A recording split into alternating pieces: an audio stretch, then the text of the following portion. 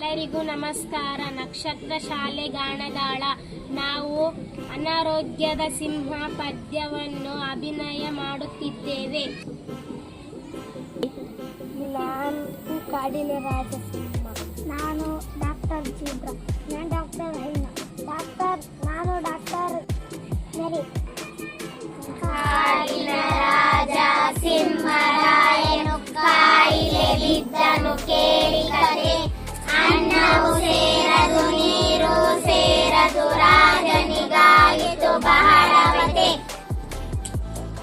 ಅಡವಿಯಲ್ಲಿರುವ ವೈದ್ಯರನ್ನೆಲ್ಲ ಸರದಿಯಂತೆ ಅವ ಕರೆಸಿದನು. Doctor zebra ರಾಜನ ಪರೀಕ್ಷಿಸಿ ಗರ್ಜಿಸಿತು. ಸತ್ಯವ ಹೇಳಿದ ವೈದ್ಯನನ್ನು ಬೈದು ಹೊರಗಡೆ ಓಡಿಸಿತು.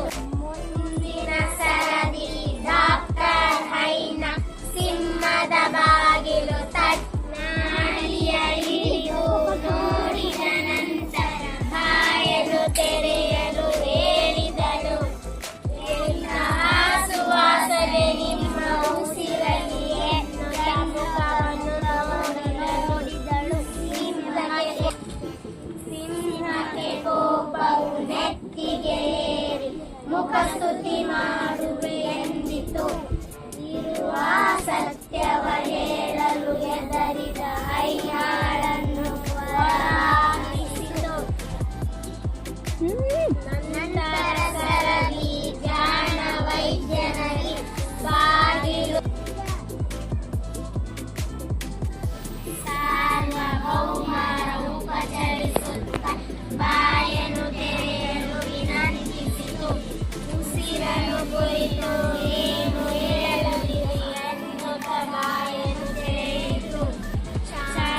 ಕ್ಷಣರಿಯು ತಕ್ಷಣ ಹೇಳಿತು. ಸೀತದಿ ಮೂಗು ಕಟ್ಟಿದೆ ಒಡೆಯ ತಿಳಿಯದು ನನಗೆ ಎನ್ನುತ್ತ ಕೇಳಿತು ಕ್ಷಮೆಯು. ಸಿಂಹದ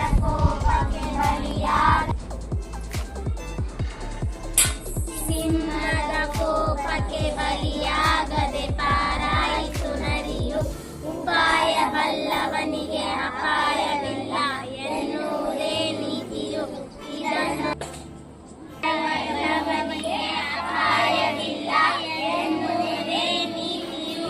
ಇದನ್ನು ಬರೆದವರು ಅರುಣಾ ನರೇಂದ್ರ ಪಾಟೀಲ್.